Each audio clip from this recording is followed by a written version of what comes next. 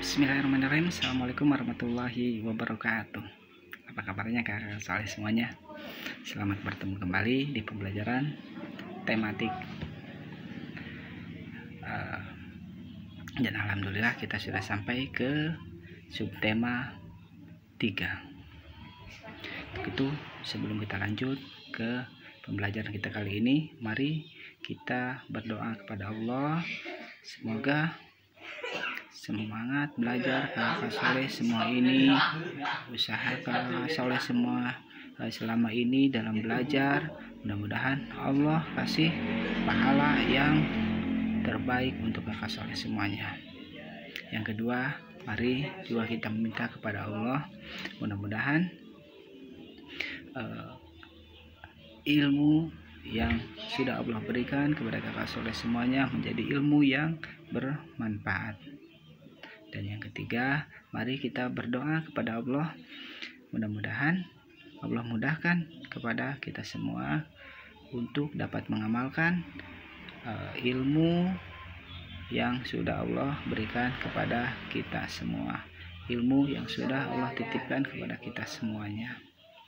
Nah, kakak soleh semuanya, untuk pembelajaran tematik di subtema kita kali ini, kita akan mulai dengan muatan IPA.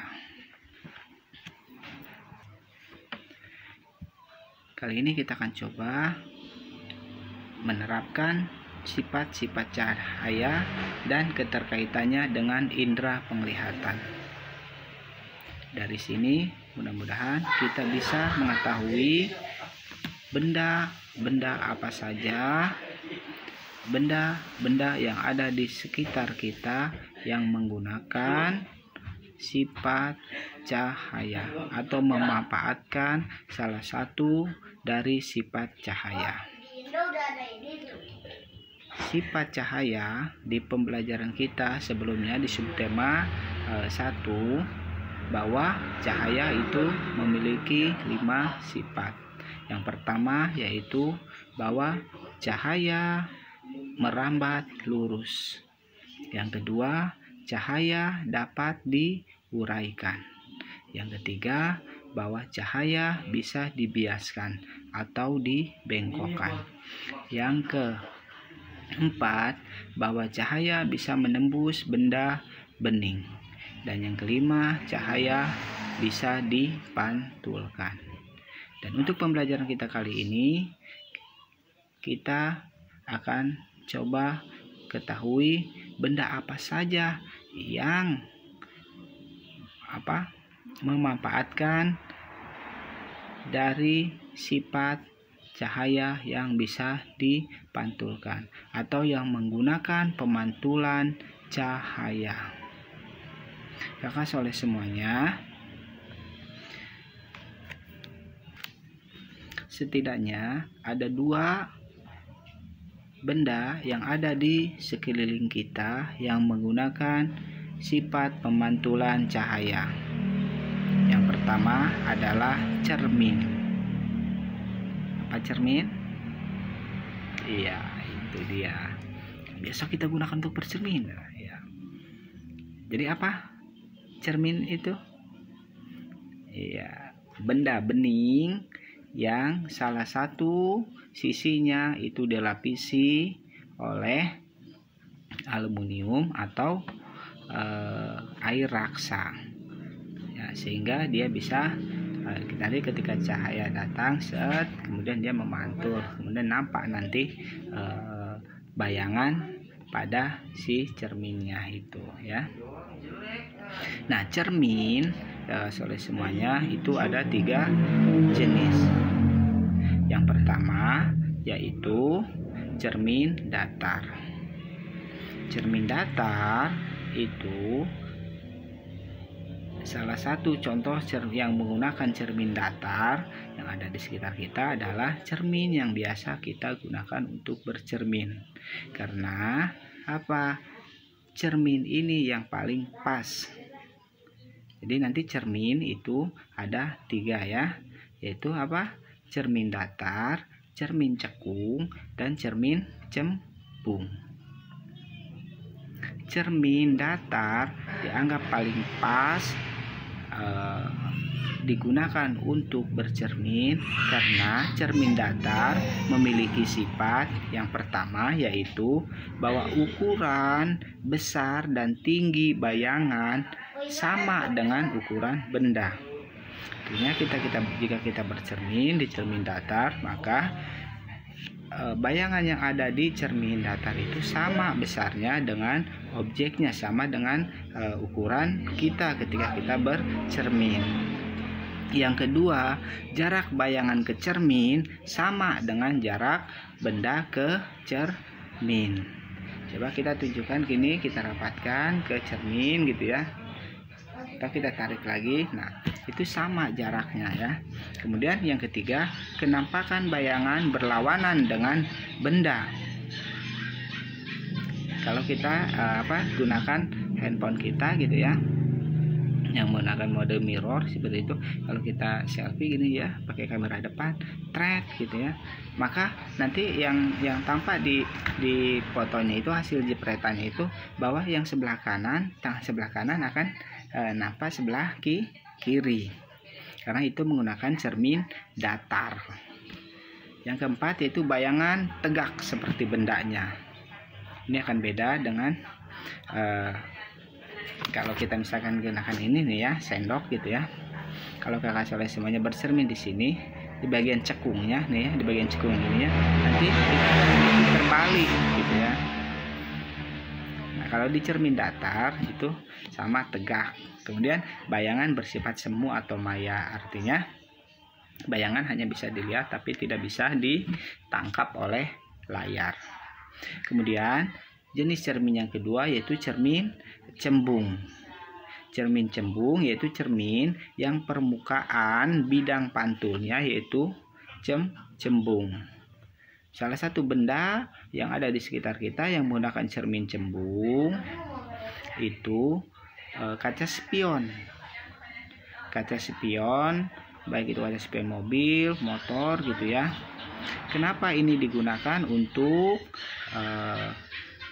kaca spion ya, menggunakan kaca cembung? Karena cermin cembung itu bisa menangkap objek yang jauh, karena ketika cermin cembung ini bisa memperkecil objek. Ini yang membedakan dengan cermin datar. Kalau cermin datar, bahwa objek atau benda yang berada di cermin itu sama besarnya. Kalau di cermin cembung ini si benda diperkecil, sehingga nanti kalau lihat di spion, kalau Kakak Soleh semuanya jalan-jalan gitu ya, kemudian coba sekali-kali tengok ke cermin ke spionnya itu, maka mobil yang besar seperti itu ya akan nampak kecil di kaca spionnya ya. Tapi justru ini akan lebih kuat untuk menangkap objek. Kalau di cermin datar, ketika besi benda dijauhkan, maka nanti akan terlihat tidak jelas, tidak kuat gitu ya, ngeblur gitu. Tapi kalau di cermin cembung ini, di kaca spion ya, salah satunya contohnya, dia akan tampak seperti biasanya, diperkecil saja gitu ya. Kemudian cermin yang ketiga yaitu cermin cekung. Salah satu benda yang memanfaatkan cermin cekung yaitu lampu senter. Kalau Kakak Soleh semuanya perhatikan nanti ya. Misalkan ini lampu senter gitu ya. Ini lampu senter dibuat ini cahaya. Kemudian dalam ini bagian si bohlamnya itu ya. Nanti di sininya itu kan suka ada mangkuknya itu ya. Nah, itu sebetulnya itu cermin cekung. Kenapa senter menggunakan cermin cekung? Karena cermin cekung ini memiliki sifat bayangan benda yang dibentuk oleh cermin cekung sangat bergantung pada letak benda terhadap cermin ya. Ini selain lampu senter juga ya, cermin cekung biasanya digunakan sebagai reflektor pada lampu mobil atau lampu motor. Nanti sama ada cekungannya itu, mangkoknya, baik di mobil yang di motor itu ya. Kemudian sifat pemantulan cahaya yang kedua yang bisa kita lihat di kehidupan sehari-hari yaitu optik. Kalau tadi di pada cermin, ya. Yang kedua itu pada optik. Silakan kakak soleh semuanya buka di halaman 120. Apa yang dimaksud dengan optik? Optik adalah alat bantu penglihatan. Nah, mulai jelas ya. Jadi apa saja contoh optik, alat bantu penglihatan? Iya, kacamata. Dan apalagi yang kemarin kakak soleh semuanya buat, yaitu lup atau kaca pembesar. Kemudian iya, teropong, ya. Atau apalagi? Lensa kamera juga itu ya, termasuk menggunakan optik. Nah, ayo sekarang sambil dilihat, boleh perhatikan ya, dibuka buku tematiknya di halaman 120.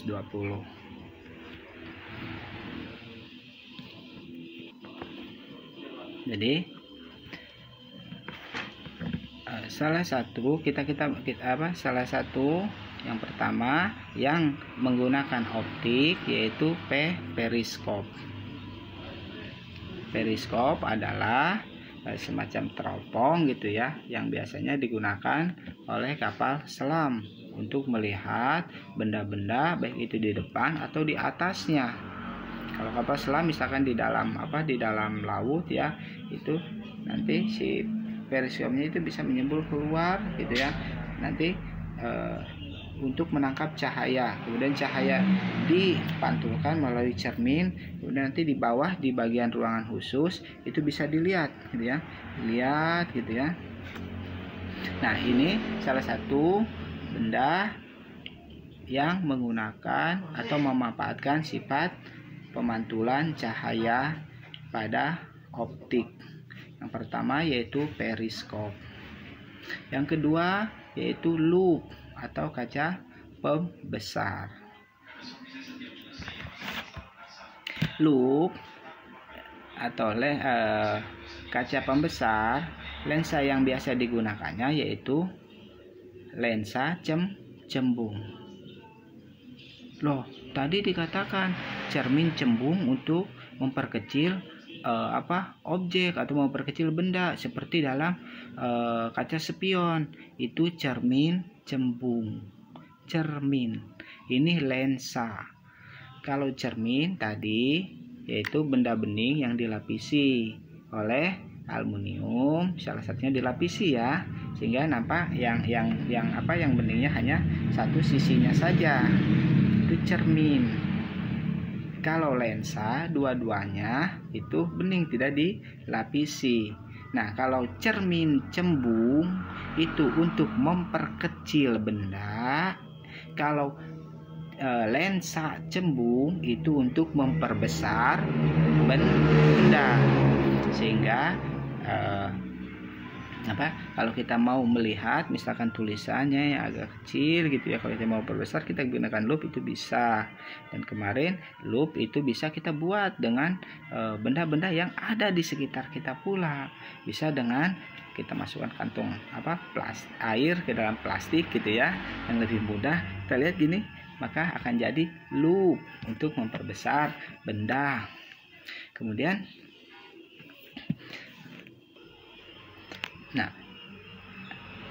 lup ini menggunakan sifat cahaya yang dapat dibelokkan atau pembiasan. Ya. Jadi salah satu sifat cahaya yaitu cahaya bisa dibelokkan. Ini bisa diaplikasikan atau dimanfaatkan untuk pembuatan kaca pembesar atau lup. Jadi luar biasa sekali ya, Allah telah menciptakan cahaya. Satu saja makhluk Allah itu cahaya, satu dari sekian banyaknya ciptaan Allah, satu aja cahaya, dan dari satu yang satu itu memiliki banyak lagi ya sifat, dan dari salah satu sifat bisa lagi dimanfaatkan untuk hal-hal yang bermanfaat yang sangat banyak juga. Maka subhanallah, masya Allah ya Allah, luar biasa sekali. Maka fabi'ayyi ala'i rabbikuma tukadziban. Tidak ada alasan untuk kita semua untuk tidak bersyukur kepada Allah. Mungkin pengetahuan kita terbatas untuk mengetahui ayat-ayat atau kebesaran Allah yang lain. Tapi coba dari satu ini saja gitu ya, dari cahaya saja. Maka sudah sepantasnya kita untuk mensyukuri nikmat Allah. Belum lagi nikmat-nikmat yang lainnya, nikmat udara, nikmat hidup, nikmat untuk bersyukur, bahkan diberi kesempatan untuk bersyukur. Bahkan bersyukur itu mendapatkan pahala. Iya, Allah kasih. Udah mah bersyukur itu apa? Kata Allah, la in syakartum la azidannakum. Jika kamu bersyukur, Allah kasih tambah. Bersyukur dapat pahala, Allah kasih lagi. Coba. Pokoknya Allah keren ya. Kemudian lanjut, kamera. Salah satu benda yang ada di sekitar kita yang menggunakan sifat cahaya, ya, salah satu dari sifat cahaya yaitu kamera. Kamera ternyata itu seperti mata kita. Jadi pada kamera terdapat dua lensa yang dipasang bersusun gitu ya. Dalam kamera juga terdapat bagian yang mengatur cahaya, sama seperti mata.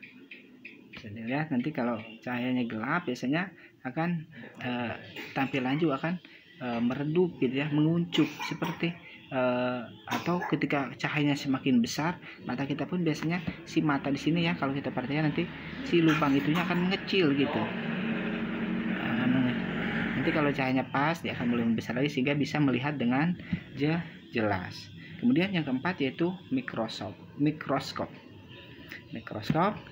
Nanti kalau kakak soleh semuanya pergi ke lab gitu ya, ke lab biologi atau ke lab kimia atau ke lab fisika gitu ya, itu maka akan bisa dilihat. Silahkan dilihat di halaman 121, itu gambarnya seperti itu ya.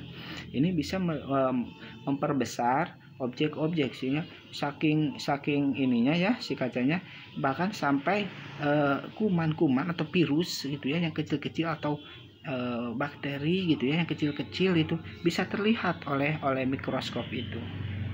Nah, mikroskop ini menggunakan dua lensa cembung sehingga pembesarannya pun double, jadi lebih besar, bukan hanya satu. Kemudian yang kelima yaitu teleskop. Teleskop ini atau disebut juga dengan teropong. Kalau kakak soleh semuanya pergi ke Bandung, itu ada teropong bintang, teropong teropong bintang Bosca itu ya, itu bisa lihat. Atau kakak soleh semuanya yang kemarin lihat jalan-jalan ke ikut tur ke Jakarta itu, ke Monas, naik di atas itu kan ada kan, nah di atas itu ada, nah itu teleskop. Itu teleskop jadi bisa melihat benda yang jauh gitu ya, jauh bisa terlihat ya. Atau nanti kalau ke Pelabuhan Ratu gitu ya, itu ada juga teleskop teropong bintang itu ya. Dan ini sangat bermanfaat sekali untuk kita saat ini. Salah satunya digunakan untuk apa? Selain untuk melihat benda yang jauh, bahkan benda yang jauhnya jauh sekali bisa untuk apa? Melihat bintang. Iya, melihat kemunculan bulan. Dan itu untuk bisa dimanfaatkan ketika kita mau besok puasa atau tidak. Hari ini puasa atau besok gitu ya. Ini bisa dilihat kemunculan bulan gitu ya. Untuk melihat hilal gitu ya, apakah sudah datang waktunya atau belum, apa sudah ganti bulan atau belum. Ini bisa dimanfaatkan menggunakan teropong. Jadi sekali lagi, masya Allah, dari sekian banyak ya makhluk Allah menciptakan cahaya, dan dari cahaya itu Allah ciptakan lagi atau kasih ternyata bisa dimanfaatkan untuk hal-hal lainnya yang bermanfaat. Kalau cahaya saja sudah jelas bisa menerangi, nah cahaya juga ternyata bisa, karena sifat-sifatnya itu ya, yang 5 sifat itu bisa ternyata dimanfaatkan lagi untuk hal-hal yang bermanfaat yang lainnya. Apa saja? Tadi untuk periskop ya. Coba bisa dibayangkan kalau kapal selam tanpa periskop, dia akan kelabakan melihat benda-benda yang ada di sekitarnya atau benda-benda yang di atas permukaan laut. Kemudian kaca pembesar, kita akan merasa kesulitan ketika kita mau melihat benda-benda yang kecil. Orang tua kita akan merasa kesulitan ketika mau membaca misalkan Al-Qur'annya yang kecil karena kemampuan matanya misalkan sudah menurun, maka harus dibantu dengan kaca pembesar, kacamata yang menggunakan lensa cembung seperti itu ya. Atau misalkan kamera nih, sekarang ada momen-momen yang memang yang harus kita abadikan sebagai apa? Sebagai bukti misalkan ya. Contohnya di apa? Di teks non-fiksi. Kalau teks non-fiksi kan sifatnya fakta, nyata. Maka bisa dilampirkan foto-foto ya untuk sebagai apa? Penguat. Gitu ya. Kemudian teropong kita juga sangat dimudahkan sekali untuk menentukan waktu kita misalkan berpuasa atau besok lebaran gitu ya. Atau untuk perkembangan pengetahuan yang lainnya.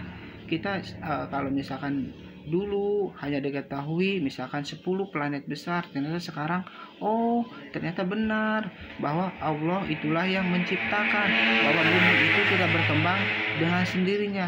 Kenapa? Kalau tidak ada yang mengatur, maka bumi ini akan rusak. Dari mana diketahuinya? Dari teropong bintang. Para pengamat meneropong luar angkasa ya. Ternyata sekarang ada lagi planet-planet yang baru. Kalau bumi ini terjadi dengan sendirinya, mana mungkin? Mesti ada yang menciptakan. Siapa yang menciptakan ini? Mesti yang tidak sama dengan makhluknya. Maka kita di sini bisa tambah yakin bahwa qul huwallahu ahad, Allahu samad, lam yalid walam yulad walam yakul lahu kufuwan ahad, bahwa mesti Allah lah yang menciptakan ini semua. Baik. Jadi itu beberapa benda yang ada di sekitar kita yang memanfaatkan sifat pantulan cahaya dan sifat cahaya yang bisa dipantulkan atau pemantulan cahaya, dan sifat cahaya yang bisa dibengkokkan. Pertama yaitu cermin dan optik. Cermin itu dibagi 3, cermin datar, cekung, dan cembung. Kemudian dan ada optik. Optik yaitu alat bantu penglihatan. Jenisnya banyak ya. Contohnya banyak. Ada yang digunakan untuk periskop, kaca pembesar, lensa kamera, apalagi mikroskop atau teropong bintang. Baik, mudah-mudahan bermanfaat. Tetap jaga kesehatan. Dan mari kita tutup dengan sama-sama berdoa kepada Allah. Allahumma inni as'aluka ilman nafi'an wa rizqan thayyiban wa amalan mutaqabbalan. Subhanaka Allahumma bihamdik asyhadu an la ilaha illa anta astaghfiruka wa atubu ilaik. Tetap jaga kesehatan dengan cara berolahraga, makan makanan yang sehat, dan istirahat yang cukup. Assalamualaikum warahmatullahi wabarakatuh.